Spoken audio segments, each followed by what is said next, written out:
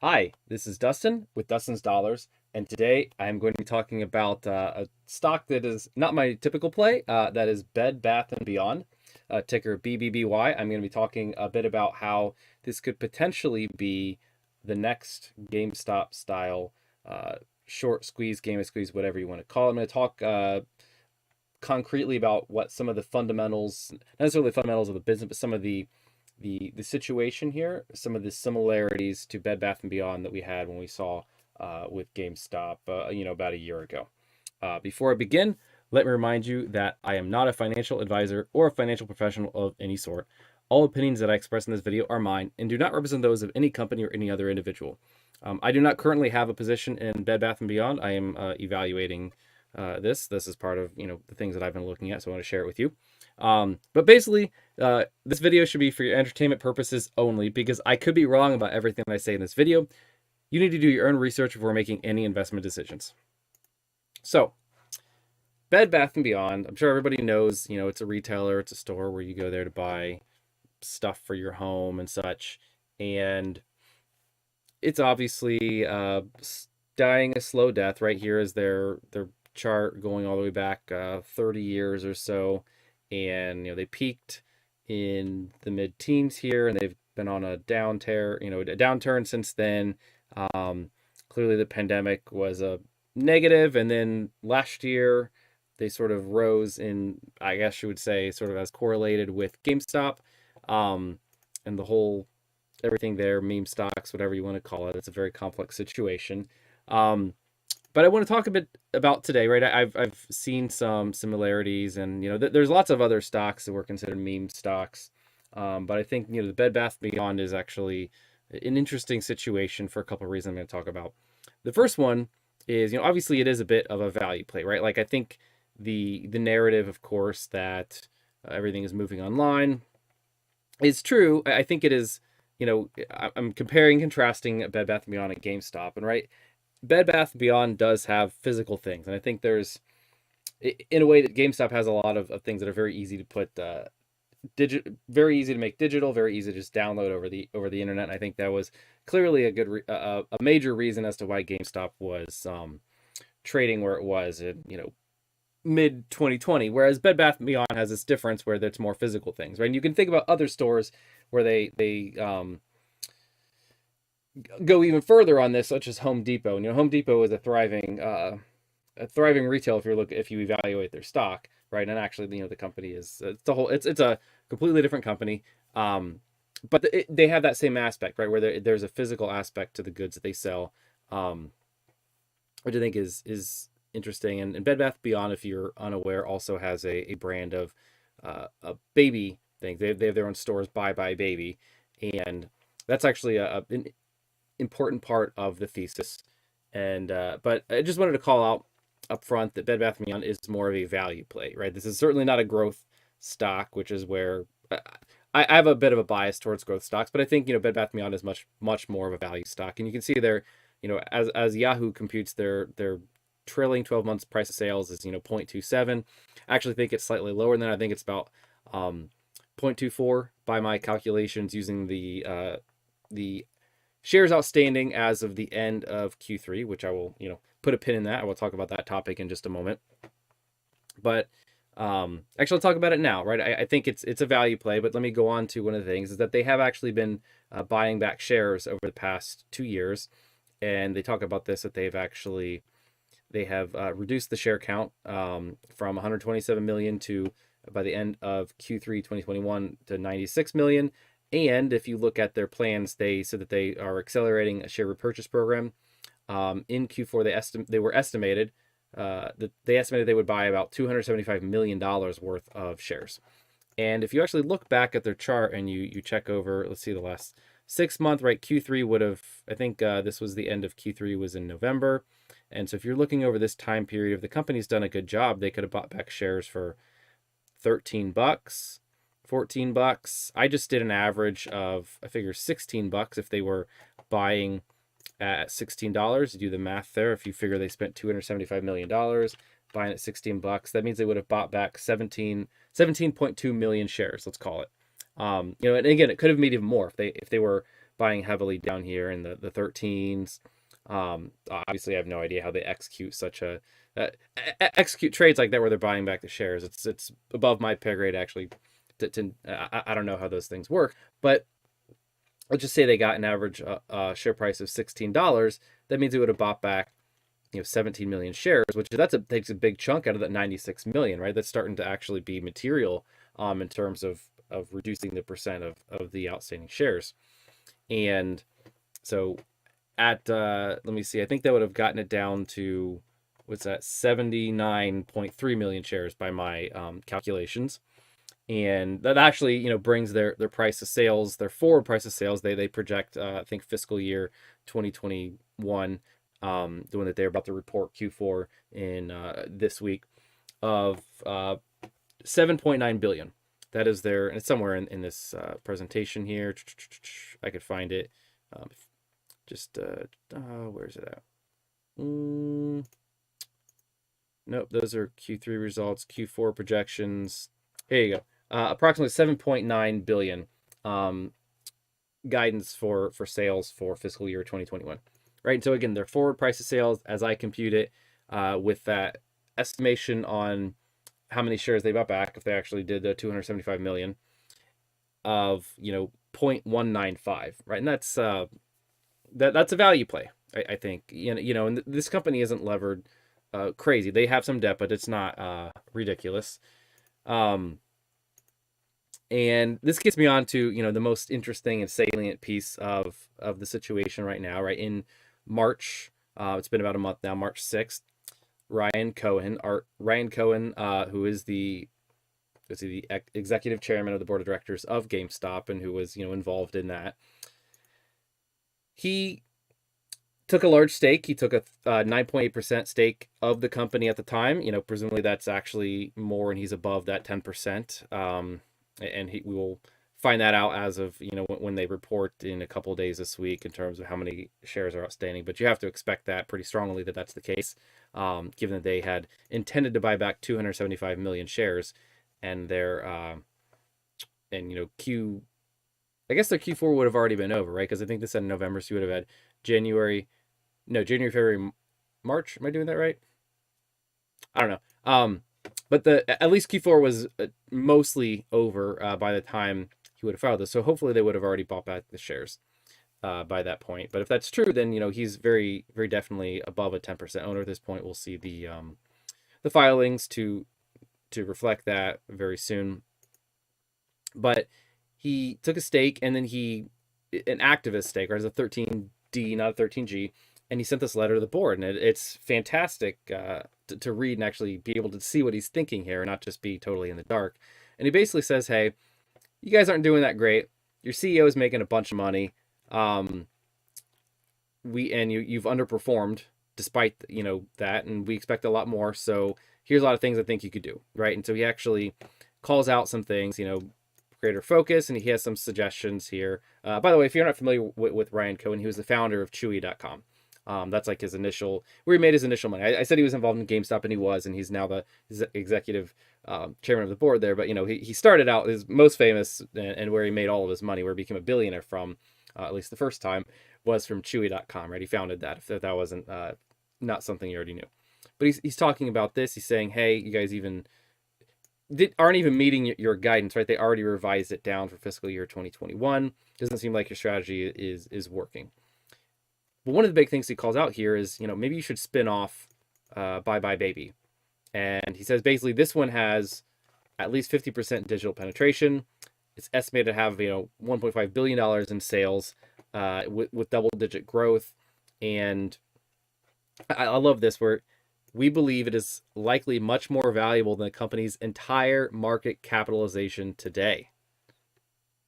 So that I think is really interesting, and that's actually that's what caught my attention. That's why I'm even considering Bed Bath & Beyond, right? A stock that is just not generally exciting or interesting when I like to buy companies and hold them for years and years and years.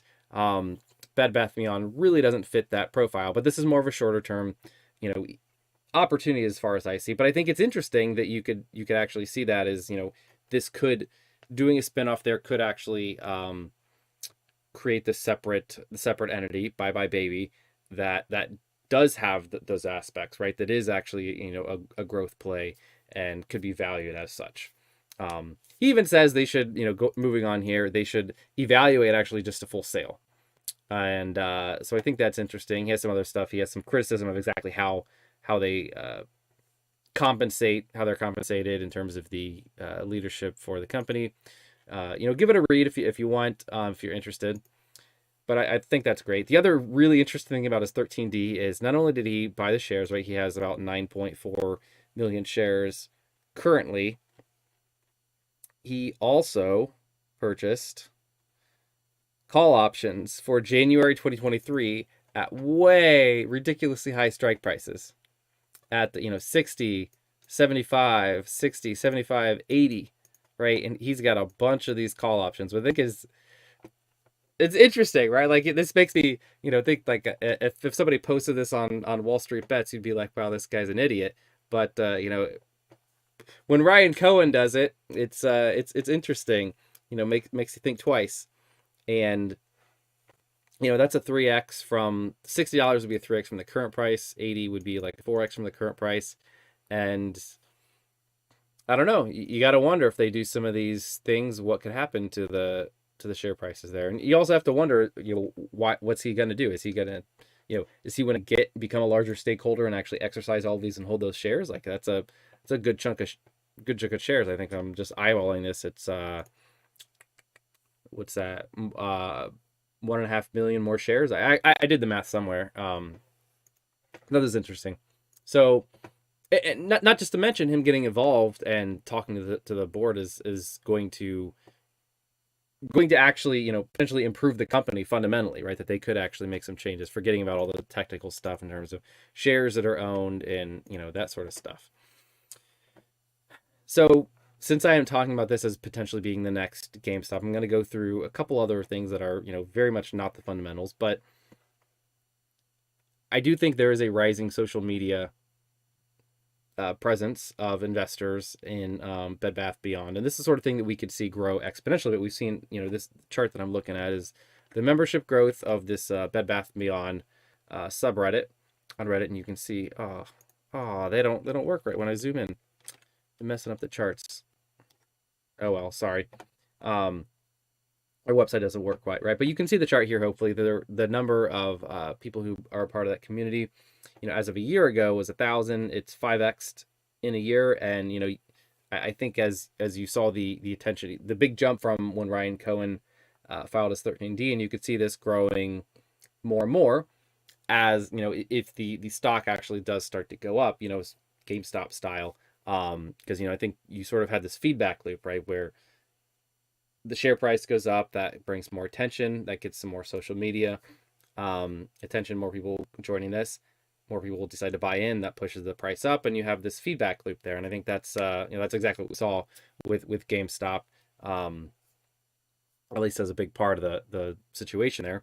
And then the other aspects here is that there's at times been a non-trivial percent of the shares short. There are currently in mid-March, 18 million shares, and that was right after the Ryan Cohen filing. So we'll get he filed that, I think, in March 6th. We'll see an updated number for March 30th, I think, soon, maybe this week. I'm not 100% sure. There's such a delay on those being reported, which is ridiculous, but that's how things go. But when you look at this, even 18 million is a good chunk. If I sort of compute my number of shares, I think the outstanding shares is about 79.3 million. If you subtract off Ryan Cohen's 9.4 million that he holds, it's more like, it's at 60. I think it's like, if I subtract off Ryan Cohen shares, and I also subtract off, I looked at all the Form 4s for the past couple years and looked at insider ownership of directors and officers of the company, assuming that they would hold those shares. That's to keep some control of the company. That's 3.4 million shares right there. Also, so if I subtract off those and Ryan Cohen shares, and then off the outstanding shares, that gets me back to 66.4 million. So when we say, the share short is 18.2 over 18.2 over, what did I just say? 66.4. It's actually more like 27% short interest, which again is not massive. That's pretty big. It's not the ridiculous numbers that you saw with GameStop of 100% of the outstanding shares being short, or maybe out of the float. I can't remember off the top of my head, but it is high.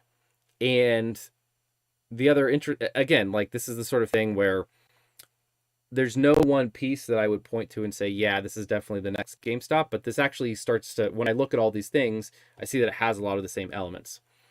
One of the things that it does not have, I'll just call this out, there is a fundamental catalyst yet, right? And I say that because GameStop did. A lot of people don't really, I don't think, spent a whole lot of time really thinking and taking a look at what happened with GameStop, but it had the console refresh, the new generations of the PlayStation and the Xbox coming out. And that was like a fundamental catalyst for GameStop that helped push things up quite a bit and kick off a lot of events. And Bed Bath & Beyond, to my knowledge, doesn't have anything like that, except, and that's why I say they don't have that yet, like this spin-off of Bye Bye Baby, I think is a really, really interesting aspect to this, because that could ultimately, that spin-off could, it would be, it could actually be that catalyst, is what I'm saying. Without, this is already pretty long, I'm not going to go into more detail on that, but I think that's very, very interesting, right? If you see that event happen and you see some of these other sort of potential events just sitting there waiting to happen, it does make me wonder what's, how things would go. A couple other things to look at. When you saw GameStop actually go crazy, you saw that there were pretty much no shares available anymore for shorting. And this is like, this is a website that's available to, retail folks like me. I'm sure there are better tools and better data available to professionals, but I think this is, let's say, just loosely correlated to reality. So, when I see these numbers go down to 0, I don't really believe that there are no shares available for anybody to use for shorting. But what it does tell me is that, overall liquidity is drying up, right? If you look at you look at the past, there's been plenty of shares available and it's clearly a change in the trend where, as of March 6th, when Ryan Cohen filed that 13D, you see this drops, right? And that's where you did see the stock price go up. You saw some short-term demand where people wanted to buy in because of that. It's just off the edge of that. I can't do like 1 month or 1 week on this. Get up with the full screen one, but that gets to be a bit of a pain.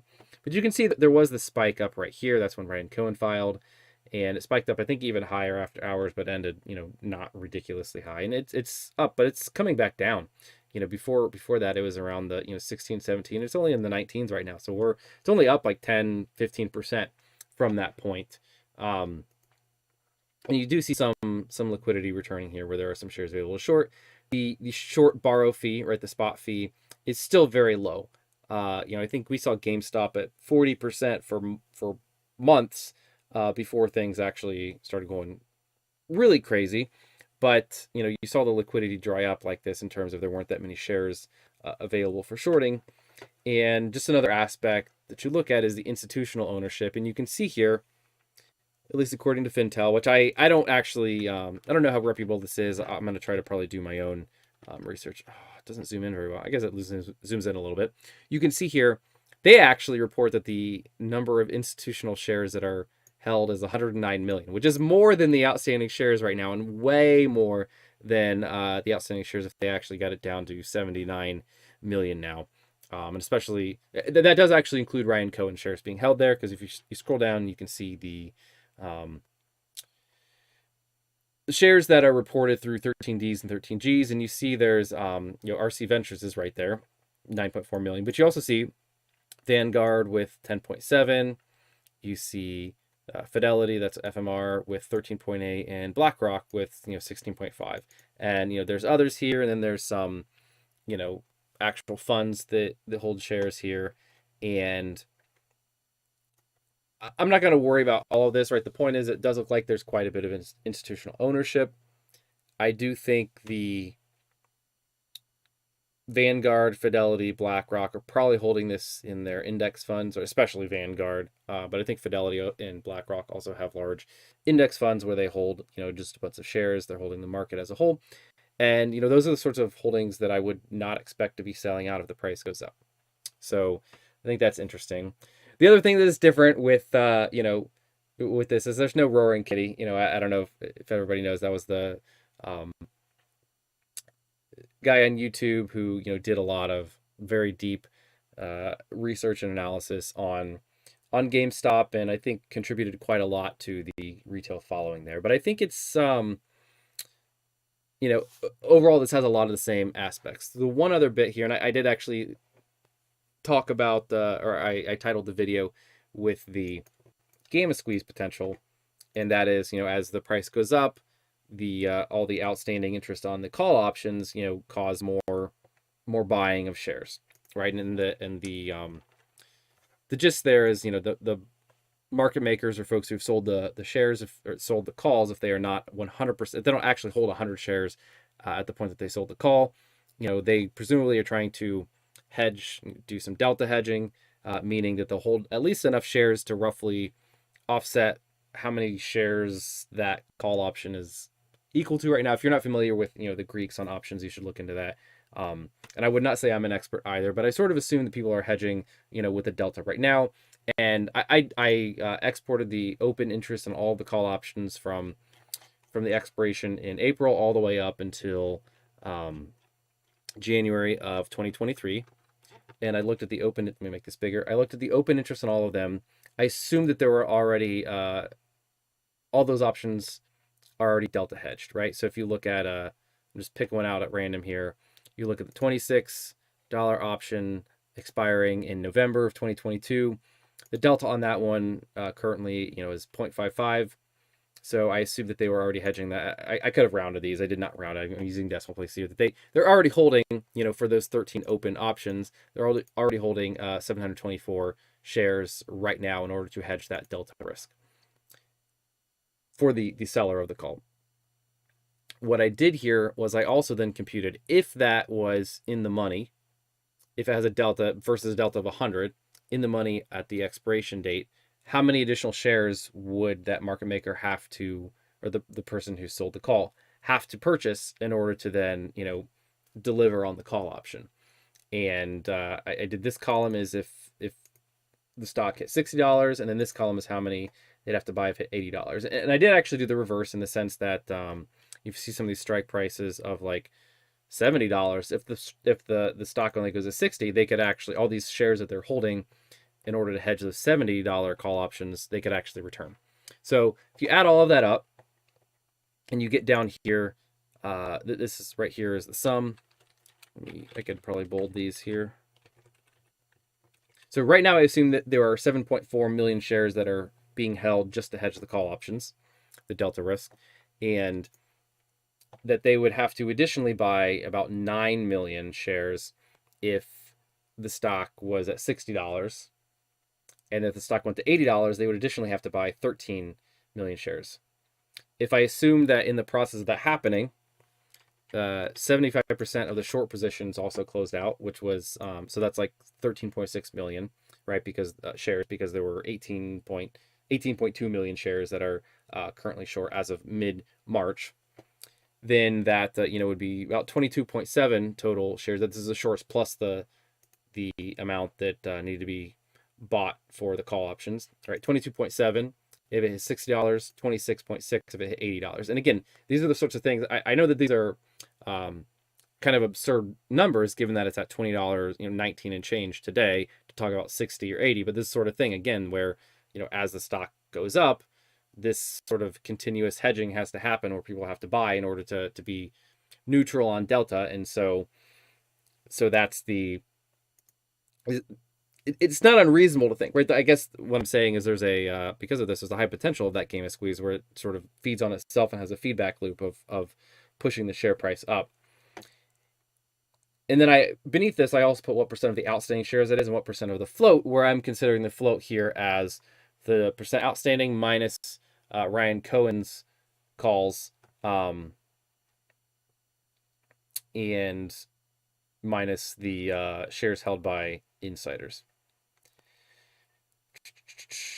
So that's basically what I'm going to go over today. I have some more stuff in the sheet, but I'm not going to worry about that today.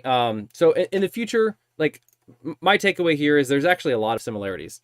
And if they decide to do something big, like spin off Bye Bye Baby, as Ryan Cohen is potentially pushing for, that could get real interesting because of all of this sort of outstanding powder keg potential risks, as I would call them, right? Where you have sort of some growing social media presence, you have the non-trivial short interest, and then you have the all these calls, the open interest on the calls outstanding that could really be interesting. So in the future, I'm gonna look a little bit deeper into the fundamentals of the company, and also mostly focused on see what I can find out about the financials for Bye Bye Baby, and get into the details there to see how I think that would actually play out. So that is everything for today. Do I have anything on the chat? Nope, nothing today. So all right, thank you for watching very much, and have a good day.